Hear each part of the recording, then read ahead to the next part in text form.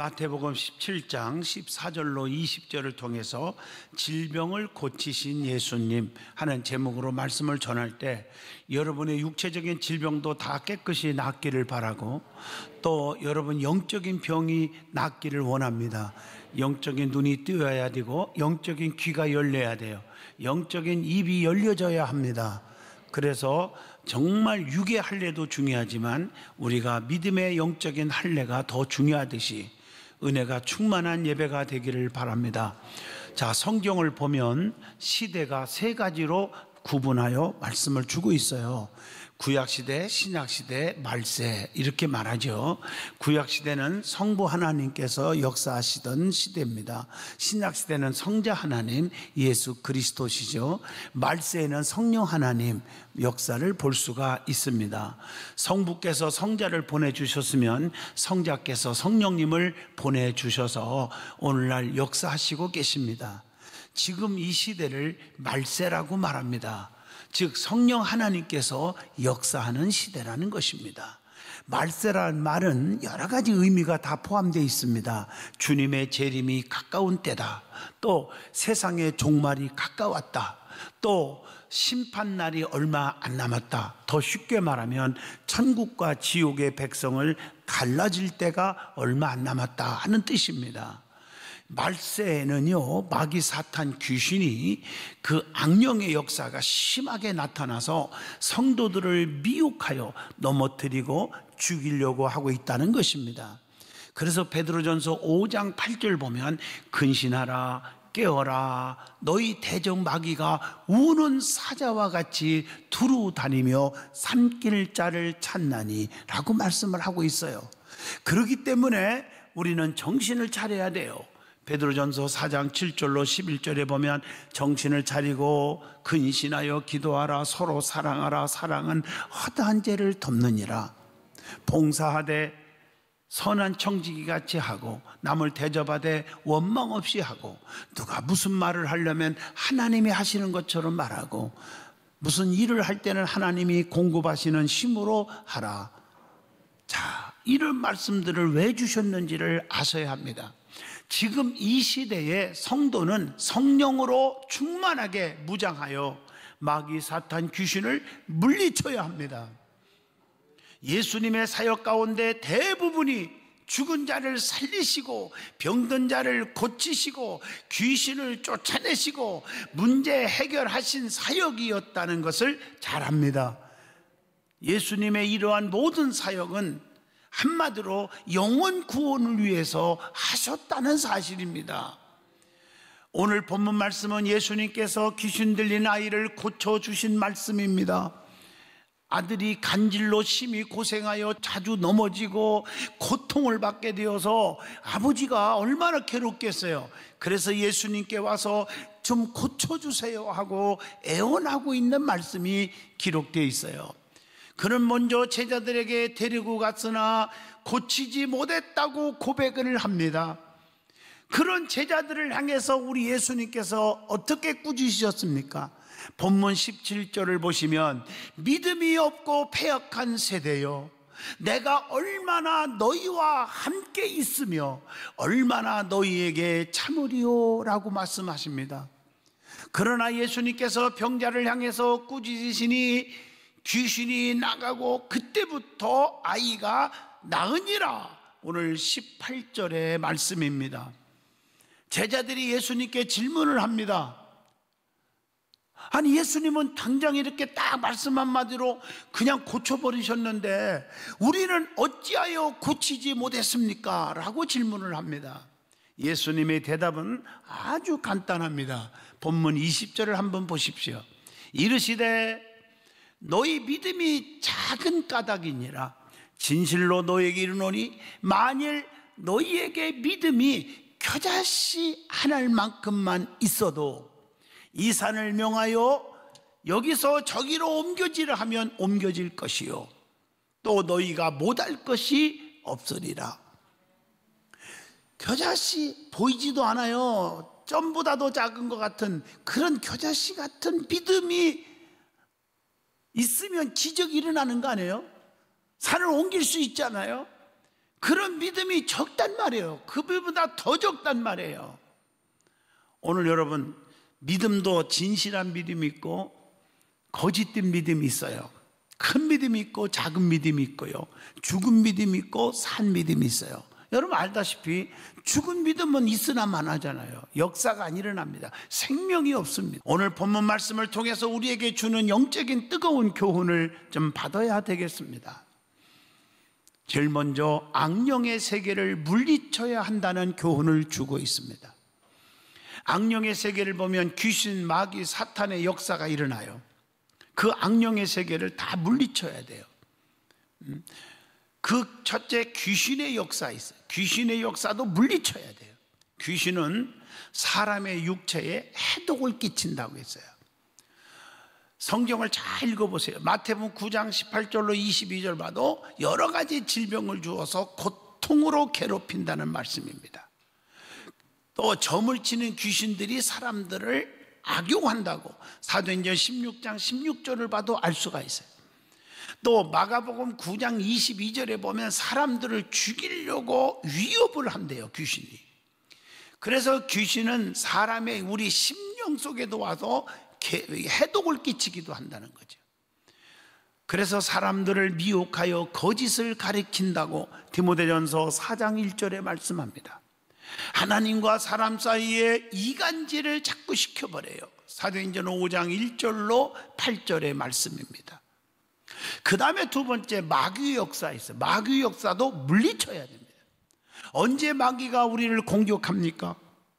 성경을 잘 보세요. 마태복음 16장 23절에 보면 귀한 사역을 감당하려고 할 때 마귀가 노리고 있다는 사실입니다. 틈을 줘서는 안 됩니다. 마가복음 6장 23절에 인간이 교만에 빠져 있을 때 또 마귀가 확 노려버려요. 이게 교만하면 큰일 납니다. 내가 나된 것은 하나님의 은혜지, 내가 잘나서 내가 노력해서 된 것 같아도 아닙니다. 아무리 건강해도 하루아침에 건강 다쳐보세요. 아무것도 못하고 망해버리는 것입니다. 이걸 아셔야 돼요. 겸손하셔야 돼요. 그 다음에 세 번째, 사탄의 역사를 물리쳐야 합니다. 사탄은 언제나 주님의 일을 방해하고자 하는 거예요. 베드로가 예수님의 십자가의 고난을 막으려 했을 때 우리 예수님께서, 야 베드로야, 제자 중에 너밖에 없다. 양손 양발에 못을 받고 머리에 가시면류관 쓰고 창으로 옆구리에 찔려서 피화물을 쏟고 막 고통을 받고 죽어야 되는 일을 네가 만류하니 참 고맙다, 이럴 줄 알았죠. 마태복음 16장 23절 보세요. 사탄아 물러가라. 예수님은 책망하셨어요. 예수님이 이 땅에 오신 목적, 사명이 뭡니까? 십자가에 피 흘려 죽는 거예요. 그래야 전 인류가 구원받고 죄에서 용서받고, 하나님께서 예수님을 그렇게 하라고 이 땅에 보내주셨는데 베드로가 만류했단 말이에요. 주의 일 하는데 목사나 장로님이나 성도들도 마찬가지예요. 인간의 계산으로 따지지 마요. 주의 일을 하겠다고 무슨 일을 사명을 하면은 아멘 하면 되는 거예요. 그걸 여러분들이 불평하고 막으면 그게 잘못된 영에 사로잡힐 수가 있다는 것입니다. 예수님은 사탄아 물러가라 이러고 물리친 줄로 믿습니다.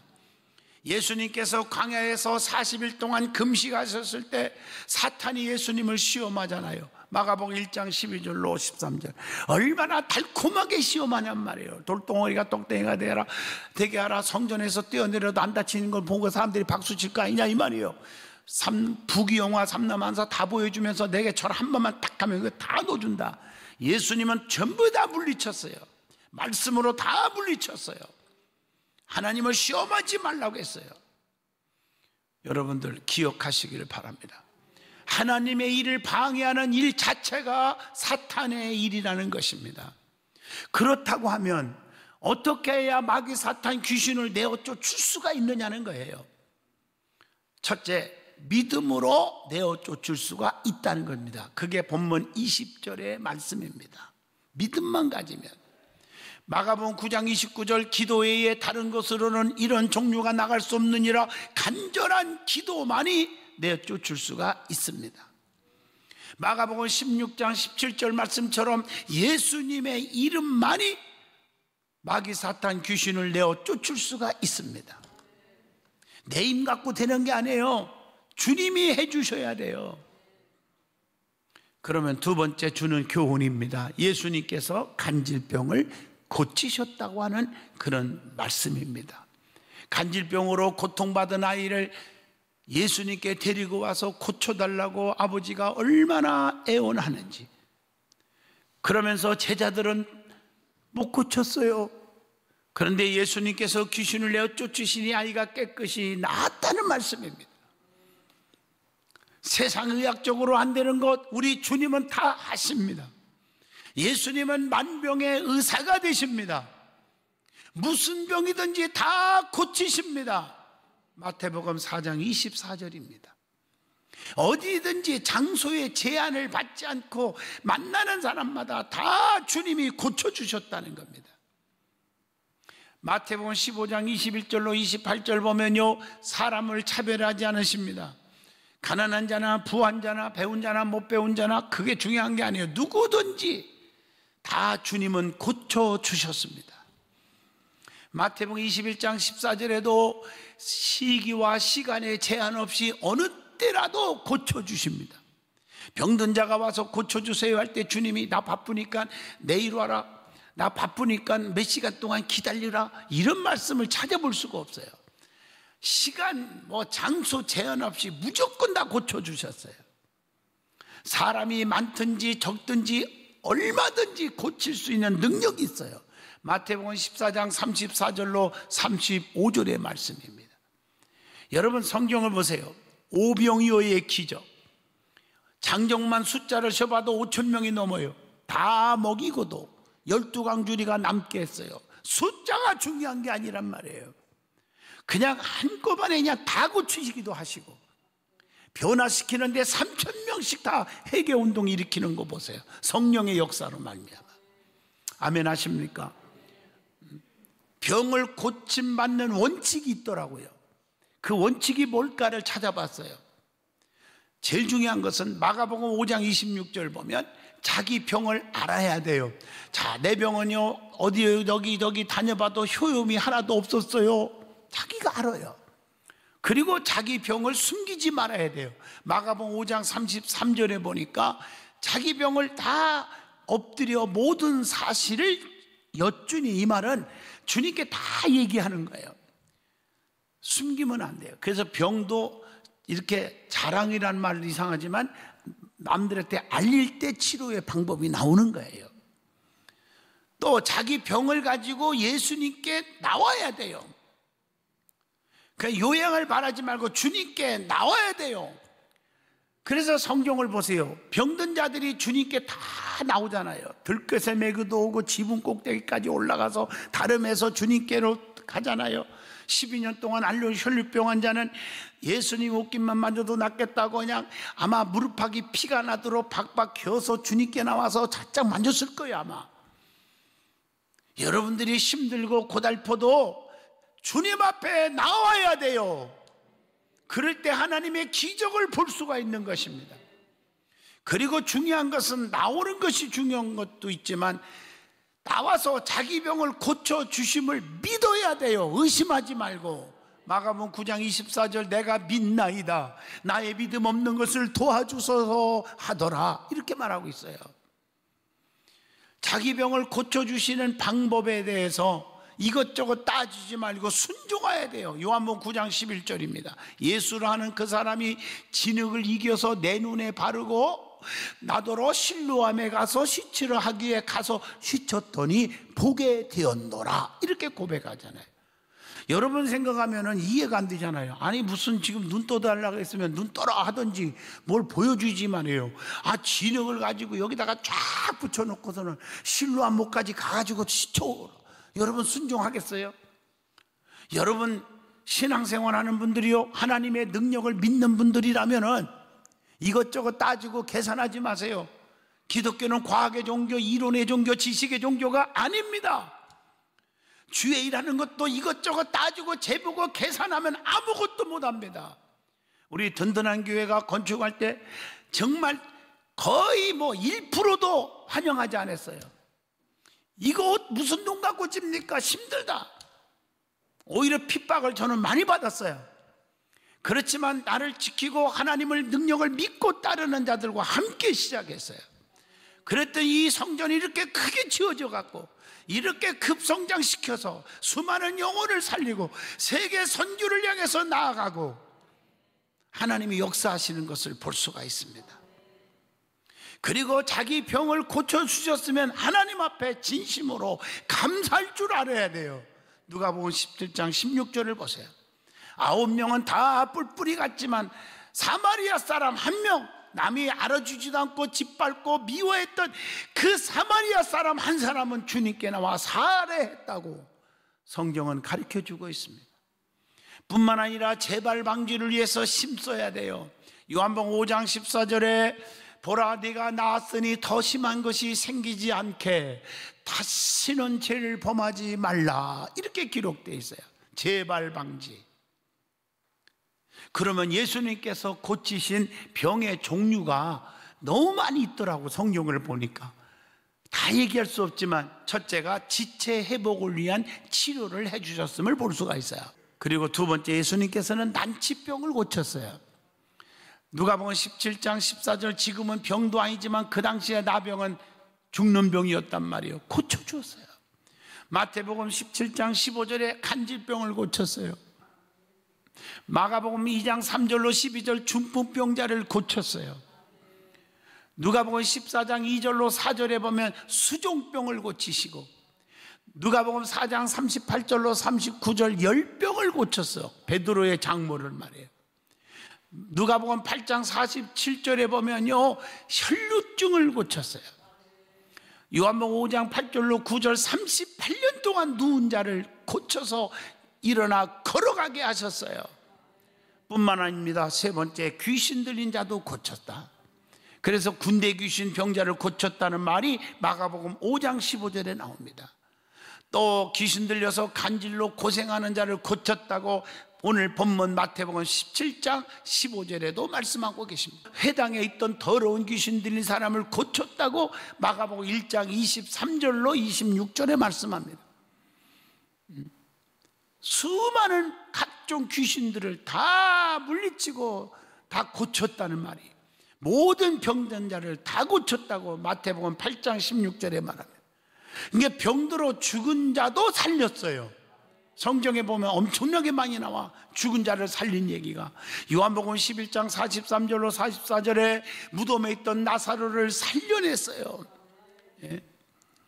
마가복음 5장 41절에 해당장 아이 딸이 죽었지만은 예수님이 그 아이의 손을 잡고 달리다고 하니까, 소녀야 일어나라 하니까 살아나온 거예요. 나인성 과부의 아들 누가복음 7장 14절로 15절에 죽었는데 상해를 붙잡고 청년아 일어나라 하니까 일어나 말도 하거늘, 이렇게 성경에 기록되어 있어요. 자, 그러면 예수님께서 고치신 방법이 있어요. 어떤 방법으로 고쳤을까? 자, 제일 중요한 건 첫 번째, 말씀과 하나님의 주님의 명령으로 고쳤어요. 마태복음 15장 28절에 네 소원대로 되라 하니까 즉시로 고침받아요. 누가복음 4장 39절 두 번째로 질병을 꾸짖어 갖고 고쳐요. 예수께서 열병을 꾸짖으니까 병이 떠나고, 이렇게 기록되어 있어요. 또 주님이 만지고 안수할 때 고쳤어요. 마가복음 7장 33절로 34절의 말씀이죠. 자, 그러면 우리가 주는 교훈, 예수님께서 간질병을 고치신 말씀을 통해서 우리에게 주시는 교훈이 있어요. 그게 뭘까? 오늘 찾아봅니다. 간질병자의 아버지의 믿음이 대단하다는 것을 먼저 생각해 봅니다. 본문 14절에 보니까 예수께 와서 꿇어 엎드렸다고 했습니다. 주님은 겸손히 간구하는 자의 소원을 들으십니다. 그리고 본문 15절 보세요. 주여 내 아들을 불쌍히 여기소서, 이렇게 말합니다. 불쌍히 여겨달라. 성도는요 잘난 척하면 안 돼요. 긍휼, 하나님의 긍휼을 구하는 자가 되어야 돼요. 내가 지금까지 이렇게 잘 나갔는데 하나님 조금 도와주세요. 절대 안 도와줍니다. 내 힘으로 아무것도 못합니다. 나를 불쌍히 여겨주세요. 나를 도와주세요. 그런 자를 하나님이 돕는 거예요. 그리고 좀 솔직해야 돼요. 본문 15절 보세요. 내 아들을 그가 간질로 심히 고생하여, 자기 아들의 간질병을 고백하고 있어요. 아버지의 이러한 믿음이 아들을 고침받게 했다는 사실입니다. 우리는요, 성경에 보면 나로 인하여 많은 사람이 병 고침받고 그런 일들이 많잖아요. 여기 보세요. 마태복음 8장 8절에 보면 백부장, 가버나움의 백부장의 믿음으로 죽어가는 하인이 살았어요. 마가복음 2장 4절에 보세요. 내 친구의 믿음으로 지붕까지 뚫어서 다름해서 그 친구가 살았어요. 이처럼 우리로 인하여 주님께로 나오게 해서 많은 영혼들을 살려내야 되지 않겠습니까? 우리는 믿음 없는 자가 아니라 믿음 있는 자가 되어야 합니다. 간질병자의 아버지와 같은 믿음으로 모든 질병을 물리칠 수 있기를 축원합니다. 그리고 병 고치는 능력이 없는 제자들을 우리 주님이 책망하셨다는 교훈을 주고 있어요. 그게 16절이죠. 예수님은 믿음이 없는 자들을 책망하시고 계십니다. 패역한 세대라고 책망을 17절에도 하고 있습니다. 무능한 제자들의 모습을 바라보시는 주님의 마음이 너무나 아프셨던 것입니다.